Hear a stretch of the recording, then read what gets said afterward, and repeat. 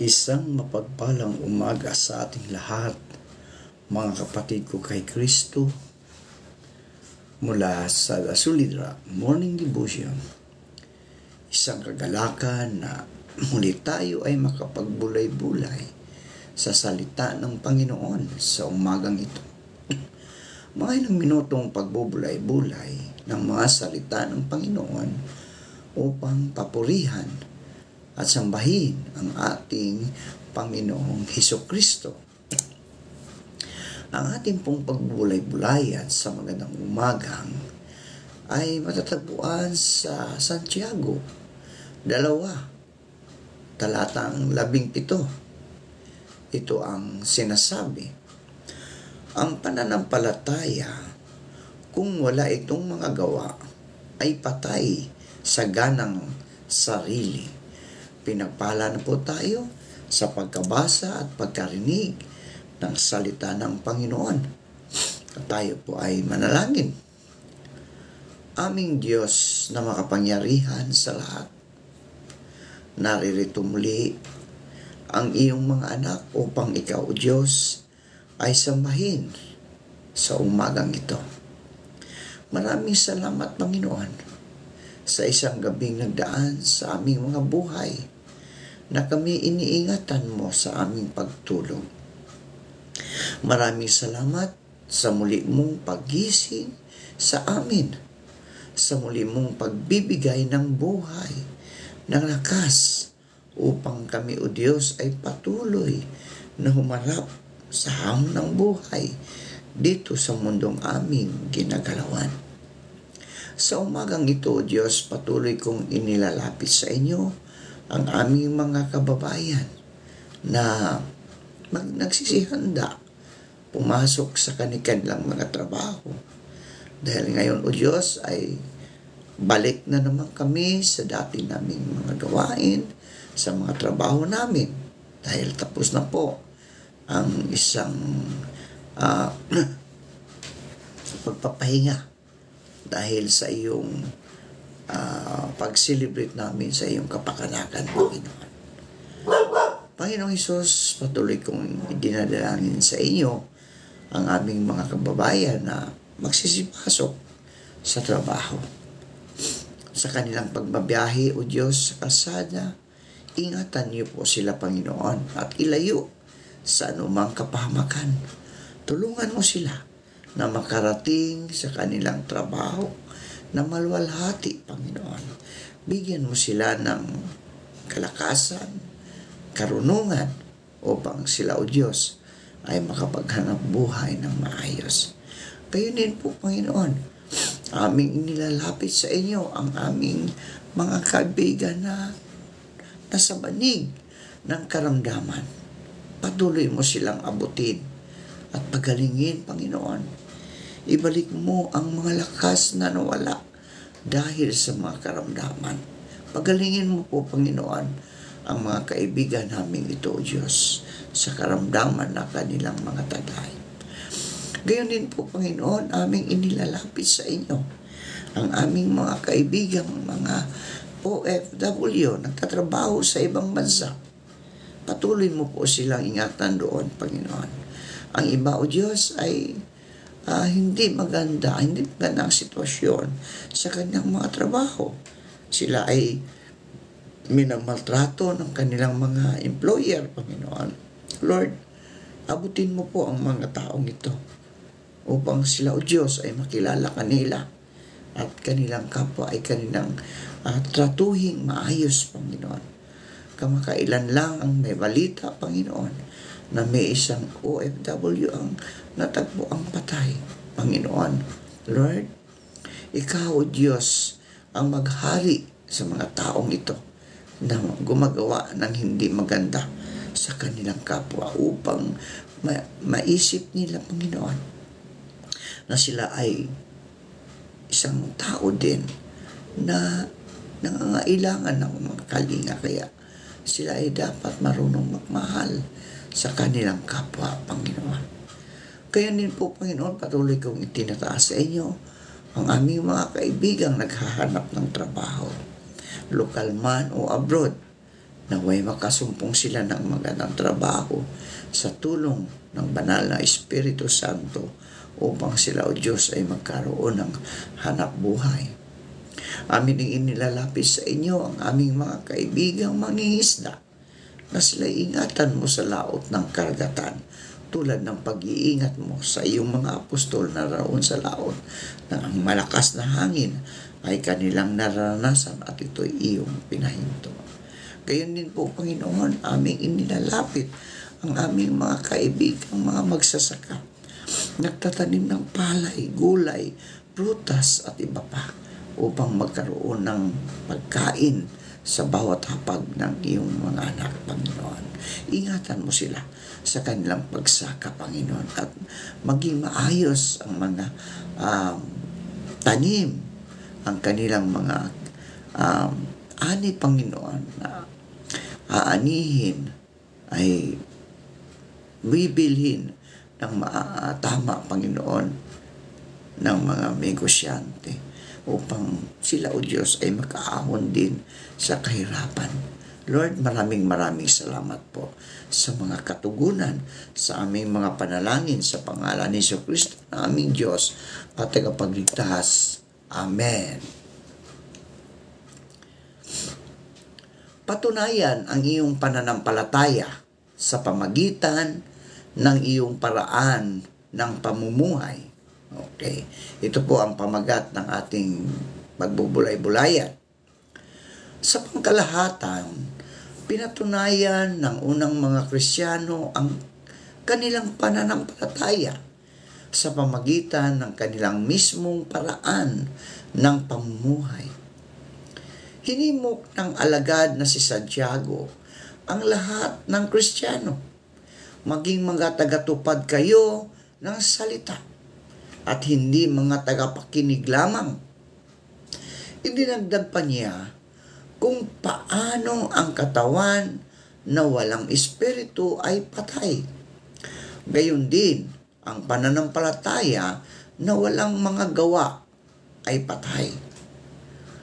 Mga 35 taon matapos niyang isulat iyan, maraming Kristiyano ang patuloy na nagpatunay ng kanilang pananampalataya sa pamagitan ng angkop na mga gawa. Subalit, nakalulungkot, may ilan na hindi gayon ang ginawa. Pinapurihan ni Jesus ang kongregasyon sa Smyrna. Subalit, sinabi niya sa marami sa kongregasyon sa Sardes, alam ko ang iyong mga gawa. Nataglay mo ang pangalan na ikaw ay buhay, ngunit ikaw ay patay. Alinsunod dito, mga kaibigan, pinasigla ni Jesus ang mga nasa Sardes at pati na ang lahat ng makababasa ng kanilang salita na napatunayan ang kanilang unang pag-ibig sa katotohanang Kristiyano at maging gising sa espiritual. Maring itanong ng bawat isa sa atin, kumusta ang aking mga gawa?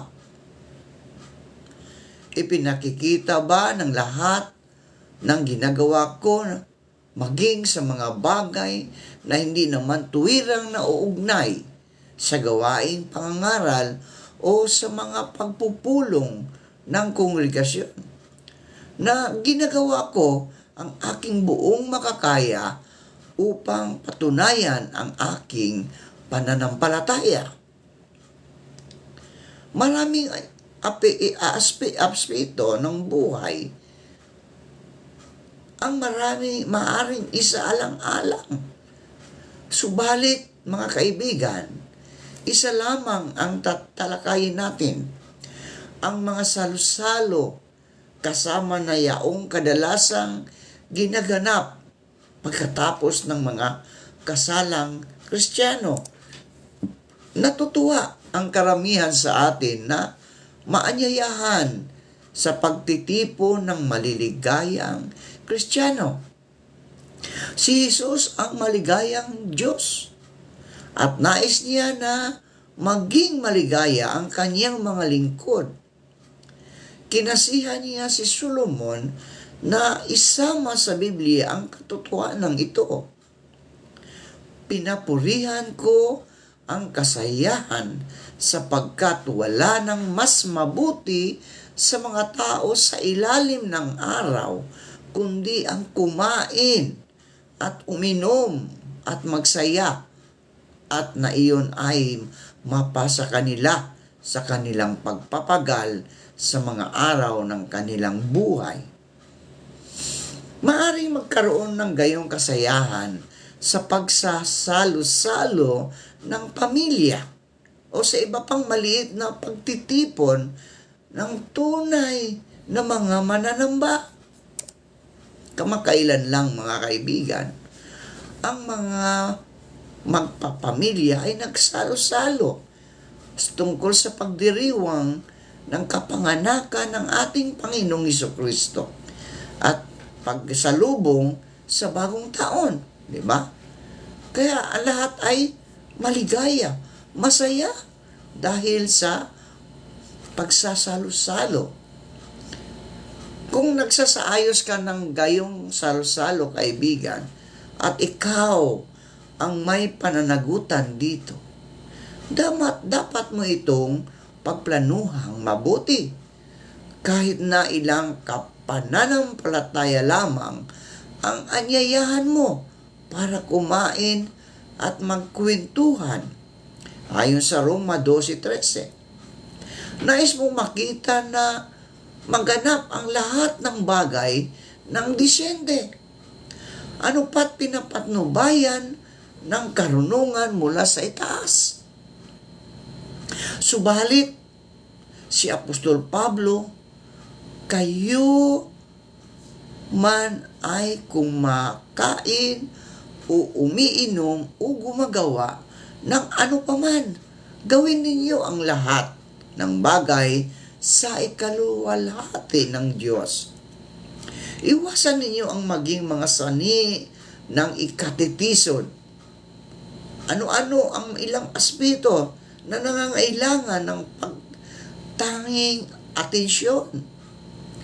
Ang patinuunang pagsasaalang-alang sa gayong mga bagay ay makatutulong upang matiyak na ang ginagawa mo at ng iyong mga panauhin ay magpapatunay ng inyong pananampalataya.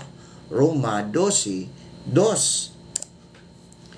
Maraming punong abala na napaharap sa isyu kung sila ba'y magsisilbi ng inuming di alkohol o hindi naman kailangan ang gayong inumin para maging kasiyasiya ang pagtitipon. Tandaan na naglaan noon si Jesus ng pagkain para sa malaki-laking grupo na lumapit sa kanya. Pinarami niya ang tinapay at isda. Hindi sinasabi ng ulat na makahimala siyang gumawa ng alak ng pagkakataong iyon. Bagamat alam natin na kaya niya itong gawin. Kung ipasiya mong magsilbi ng inuming di alcohol sa isang salo-salo, gawing katamtaman ang dami nito at yaking may ibang inumin din para sa ibang ayaw ng inuming alkohol. Huwag na huwag pilitin ang sinuman na umiinom ng inumin na maaaring kumagat tulad ng serpente. Kumusta naman ang musika o awitan? Kung magpapatugtog ng musika sa inyong salo-salo, tiyak na maingat mong pipiliin ang mga awit. Ano pat isinasaalang-alang ang ritmo at liriko ng mga ito. Napatunayan, mga kaibigan, ng maraming Kristiyano na ang pagpapatugtog ng kingdom melodies o maging ang sama-samang pag-aawitan ng gayong mga awit ay nagpapasaya sa pagtitipon. At syempre, palaging tiyakin na katamtaman ang lakas ng pagpapatugtog upang hindi ito makaistorbo sa masayang kwentuhan o kaya'y makabulahaw sa mga kapitbahay. Matthew 7:12. Sa mga salo-salo, posibleng pag-usapan ng mga Kristiyano ang iba't ibang paksa. Magbasa ng malakas ng ilang babasahin o maglahad ng kawili-wiling mga karanasan. Kapag hindi na nagiging maganda ang usapan, maaaring mataktikang ibahin ang punong abala ang paksa. Dapat din niyang bantayan na hindi lamang iisang tao ang mangingibabaw sa usapan. Kapag nakita niyang ganyan ang nangyayari, maaring mataktika siyang sumali sa usapan at isali niya ang iba sa kwentuhan. Marahil ay pagkwentuhan niya ang mga kabataan o magbangon siya ng paksa na aakay sa iba't ibang komento. Kapwa ang mga kabataan at may edad na ay masisiyahan sa bahaging ito ng salo-salo. Kung may katalinuhan at mataktika mong papatnubayan ang mga bagay-bagay bilang isa sa nagsasaayos ng salo-salo, makikilala ng mga naroon ang iyong pagkamatuwiran. Mapapansin nila na ang iyong pananampalataya ay buhay, isa na nakakaapekto sa lahat ng pitak ng iyong buhay. Ang kasalang Kristiyano ay isang espesyal na okasyon para sa pagsasaya. Ang sinumang mga lingkod ng Diyos, pati na si Jesus at ang kanyang mga alagad, ay malugod na dumalo sa gayong masasayang okasyon, pati na sa kasama nitong piging. Subalit, nitong nakalipas na mga panahon, maliwanag na ipinakikita ng karanasan na upang maipamalas ang pagkamatuwiran at pagkatimbang bilang Kristiyano, kailangang pagplanuhang mabuti. Ang gagawing salo-salo may kaugnayan sa mga kasalan.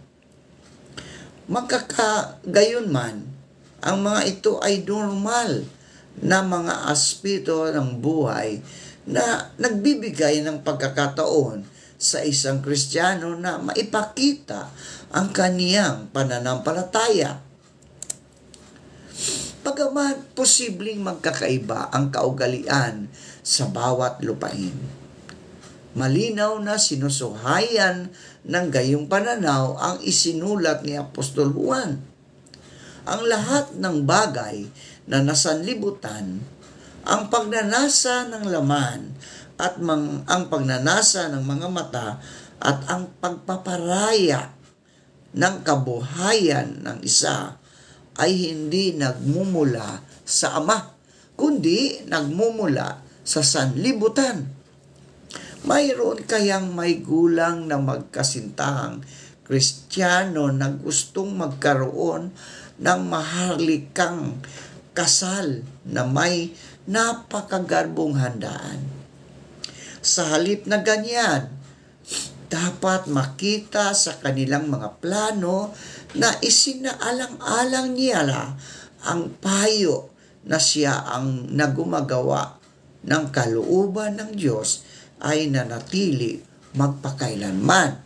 1 Juan 2, talatang 16 hanggang 17. Tulad ng iba pang mga salo-salo, kung magpatugtog ng musika, kailangang bigyang pansin ang lakas nito upang magkarinigan ng maayos ang mga panauhin. Isang Kristiyanong elder ang nagsabi, habang lumalalim ang gabi, kapag masaya na ang kwentuhan o nagsasayawan na, kung minsan ay lumalakas ang musika. Ang musika na dati mahina ay maaaring mapalakas at nakahadlang na sa kwentuhan. Ang handaan sa kasal ay nagbibigay ng pagkakataon para sa kansiyang pakikipagsamahan. Nakalulungkot nga kung masisira ang pagkakataong ito dahil lamang sa malakas na pagpapatugtog. Responsable rin sa bagay na ito ang kasintahang lalaki at ang tagapangasiwa ng piging. Ano pat hindi nila ipaubaya sa mga manunugtog, inupahan man o hindi, ang pagpapasya kung ano ang patugtugin at kung gaano ito kalakas. Subalit si Apostol Pablo, anuman ang inyong ginagawa sa salita o sa gawa, gawin ninyo ang lahat ng bagay sa pangalan ng Panginoong Hesus. Kolosas 3:17. Pag-uwi ng mga panauhin mula sa piging ng kasal o handaan, ano kaya ang impresyon nila sa musikang pinatugtog sa kasalan? Maisip kaya nila na ginawa ng mag-asawa ang lahat sa pangalan ni Hesus? Ganyan ang dapat mangyari.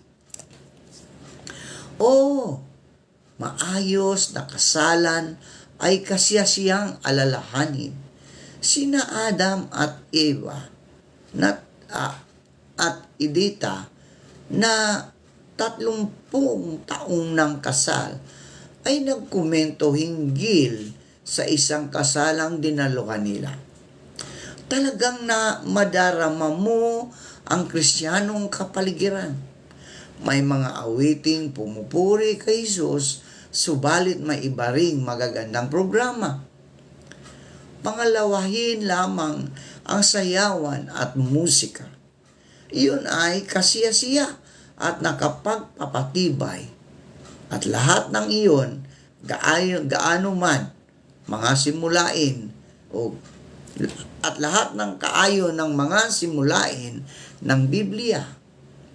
Maliwanag na maraming pwedeng gawin ang kasintahang lalaki at kasintahang babae upang ipakita na pinatutunayan nila ang kanilang pananampalataya sa pamagitan ng kanilang mga gawa. Sa maraming lupain, karaniwan na para sa mga kaibigan at mga kamag-anak na magregalo sa mga ikakasal. Kung gagawin mo ito, ano ang dapat mong tandaan?